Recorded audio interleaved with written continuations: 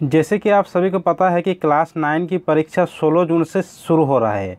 तो 16 जून से टर्म 2 की परीक्षा होगा, जो कि सब्जेक्टिव वाइज का होगा। तो इस वीडियो में हम लोग क्लास 9 के साइंस के जो बायोलॉजी से जो चैप्टर है प्राकृतिक संपदा, उसके इम्पोर्टेंट प्रश्न करेंगे। इससे पहले हम बायोलॉजी के दो वीडियो बना चुके हैं, हम बीमार क्यों होते हैं उसके कुछ प्रश्न किए हैं, और इस वीडियो में हम प्राकृतिक संपदा के कुछ इम्पोर्टेंट प्रश्न करेंगे। और हम देखिए फिजिक्स के जैसे 2 चैप्टर दिया हुआ है, केमिस्ट्री के 2 चैप्टर है और बायोलॉजी के 2 चैप्टर है टर्म 2 के एग्जाम के लिए। तो फिजिक्स के 2 चैप्टर कंप्लीट करा चुके हैं, जो कि ध्वनि और कार्य तथा ऊर्जा है। और अब बायोलॉजी के हम बीमार क्यों होते हैं इसके मतलब कंप्लीट करा चुके हैं। और इस वीडियो में हम लोग प्राकृतिक संपदा की इम्पोर्टेंट प्रश्न करेंगे। तो चलिए शुरू करते हैं। तो चलिए देख लेते हैं प्राकृतिक संपदा। चैप्टर का नाम है प्राकृतिक संपदा, उससे कौन कौन सी इम्पोर्टेंट प्रश्न आने वाला है टर्म 2 के एग्जाम में। तो जैसे कि प्रश्न यहाँ पर है कि प्राकृतिक संसाधनों को उदाहरण सहित परिभाषित करें। तो प्राकृतिक संसाधन किसको बोलेंगे? जो हमें पहले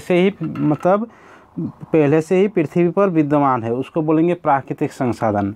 तो प्रकृति में उपलब्ध लाभदायक पदार्थों को प्राकृतिक संसाधन कहते हैं। देखिए संसाधन 2 प्रकार के होते हैं, एक प्राकृतिक संसाधन होते हैं और एक मानव निर्मित संसाधन होते हैं। प्राकृतिक संसाधन जो पहले से ही पृथ्वी पर मतलब है, जैसे पानी, हवा, मिट्टी, सब क्या है प्राकृतिक संसाधन। और मानव निर्मित संसाधन जिसको कृत्रिम संसाधन भी कहते हैं, उसमें क्या क्या आ जाएगा? मानव निर्मित में जो मनुष्य के द्वारा बनाए गए, जैसे मान लेते हैं हम कलम मान लेते हैं, मोबाइल मान लेते हैं, ईंट मान लेते हैं, तो ये सब क्या आ जाएगा? प्राकृतिक मानव निर्मित संसाधन।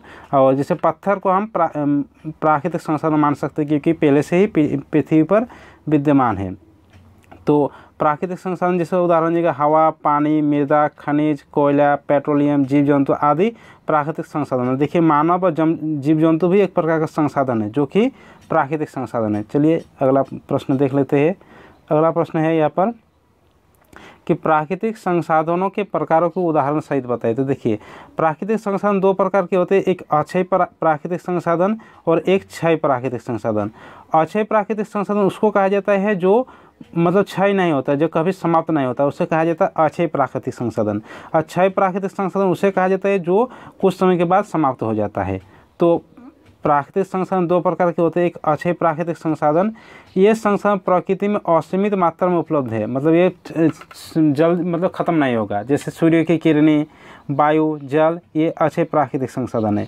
और क्षय योग्य प्राकृतिक संसाधन क्या है? जो समाप्त होने वाला, जो मतलब जिसकी मात्रा सीमित मात्रा में है। इन प्राकृतिक संसाधनों का भंडार सीमित है, जैसे खनिज, कोयला, पेट्रोलियम आदि, ये सब हो जाएगा क्षय योग्य प्राकृतिक संसाधन। चलिए अगला प्रश्न देख लेते हैं। अगला प्रश्न है, देखिए अगला प्रश्न जो कि ओजोन है, बहुत इंपॉर्टेंट प्रश्न है।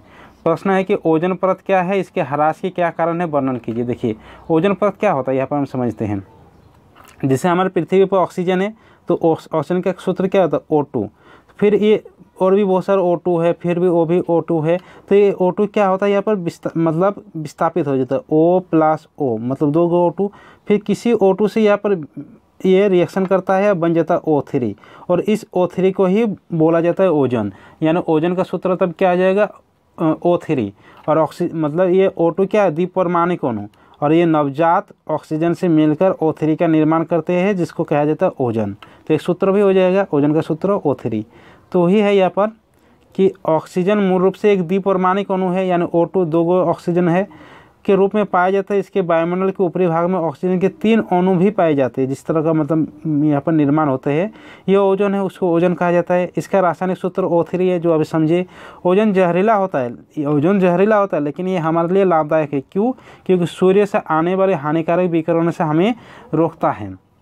तो ये हमारे लिए लाभदायक है। ओजोन सूर्य के हानिकारक विकिरण को सोखता है तथा उन नुकसानदायक विकिरणों को पृथ्वी के सतह पर पहुंचने से रोकता है, जो हमें तथा पृथ्वी को नुकसान पहुंच सकता है। इससे बहुत सारे नुकसान पहुंच सकता है, जैसे कैंसर, त्वचा रोग, ये सब देखेंगे। अगला प्रश्न है। और उसके बाद अगला जैसे प्रश्न था कि इसके ह्रास का क्या कारण है।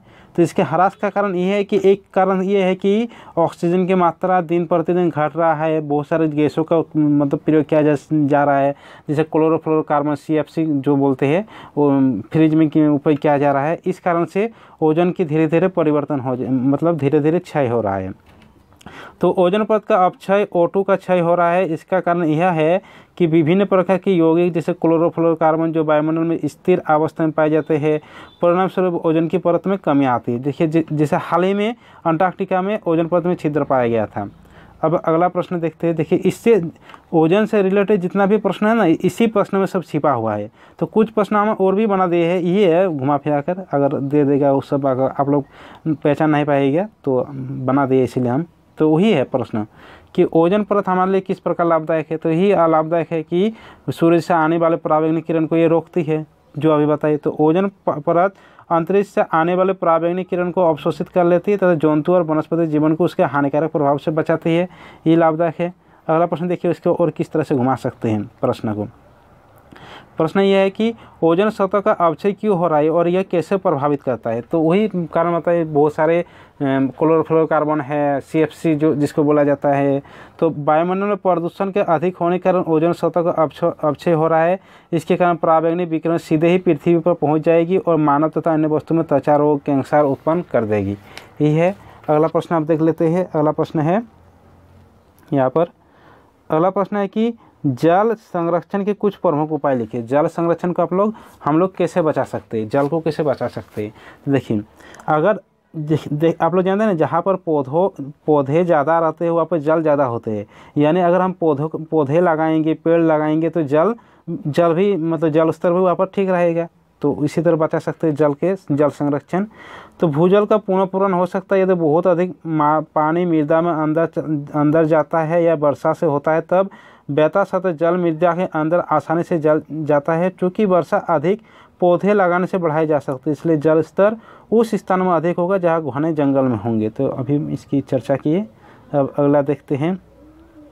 अगला प्रश्न है कि वायुमंडल एक कम्बल की तरह कैसे कार्य करता है। तो वायुमंडल एक कम्बल की तरह कैसे कार्य करता है। देखिए जो हमारे पृथ्वी में जो वायुमंडल है, ये एक तो ताप को स्थिर बनाए रखती है और यहाँ पर दिन के समय अत्यधिक ताप होती है, ताप की वृद्धि को भी रोकता है यही वायुमंडल हमारा।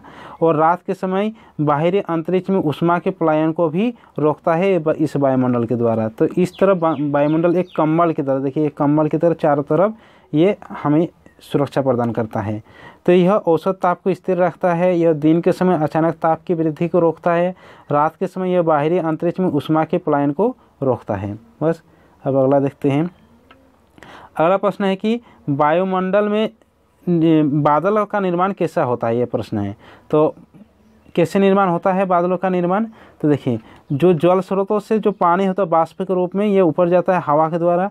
अब पहले से भी जो ऊपर में आसमान में बहुत सारे बादलों के बाष्प है जल के, तो इस बाष्प के द्वारा ये पहले से ही मौजूद है। ऊपर जाकर जल वाष्प ठंडी हो जाती है और ठंडी होकर नीचे गिरने लगती है। इस तरह का बादलों का निर्माण होती है। तो ही है कि जल स्रोतों से पानी के वाष्प में हवा में चला जाता है। कुछ जल वाष्प हवा में पहले से ही मौजूद होते हैं, ऊपर जाकर जल वाष्प ठंडी हो जाती है। ठंडी होकर ये छोटे छोटे जल की बूंदें वायु में निलंबित होकर बादलों का निर्माण करती है। इस तरह बादलों का निर्माण होते हैं। अगला प्रश्न है कि मनुष्य के 3 क्रियाकलाप का उल्लेख करें जो वायु प्रदूषण में सहायक है। मनुष्य की कौन सी एक्टिविटी के द्वारा वायु प्रदूषण में वृद्धि हो रही है। तो एक है जीवाश्म ईंधन का दहन, जिससे भी बहुत सारी धुआं उत्पन्न होती है और जो वायु प्रदूषण करते हैं। एक है अनजले कार्बन के निलंबन कोण तथा धूम कोहरा। एक है इंडस्ट्री से निकला हुआ धुआं। तो इस तरीके से वायु प्रदूषण होते हैं। तो इसके 3 कारण हम देख लिए, 3 ही कारण बोला गया। तो और भी आप लोग कारण दे सकते हैं। अगला प्रश्न इसमें प्रश्न है कि जिस गांव या शहर या नगर में आप रहते हैं वहाँ पर उपलब्ध शुद्ध जल का मुख्य स्रोत क्या है। तो शुद्ध जल कहाँ से उपलब्ध होता है। तो शहर में नगर निगम द्वारा जल के टैंक उपलब्ध करा दिया जाता है। गांव में शुद्ध जल कहाँ मिलते हैं, तालाब में, कुएं में, नल तथा नदी एवं नहर आदि क्षेत्रों में। अगला प्रश्न इसमें है क्या आप किसी क्रियाकलाप के बारे में जानते हैं जो इन जल के स्रोतों को प्रदूषित कर रहा है।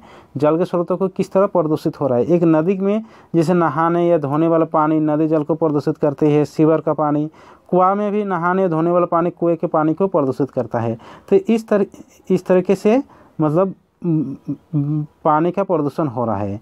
तो इस वीडियो में इतना ही करेंगे और एक वीडियो बनाएंगे इसमें प्राकृतिक संपदा से, उसमें कुछ इंपॉर्टेंट प्रश्न करेंगे, उसके बाद प्राकृतिक संपदा खत्म हो जाएगा। बस प्राकृतिक संपदा से इतना ही पढ़ने की ज़रूरत है। तो वीडियो को सभी दोस्तों के साथ शेयर कर दीजिए, लाइक कर दीजिए और सब्सक्राइब नहीं किया तो सब्सक्राइब कर दीजिए। चलिए मिलते हैं अगली वीडियो के साथ।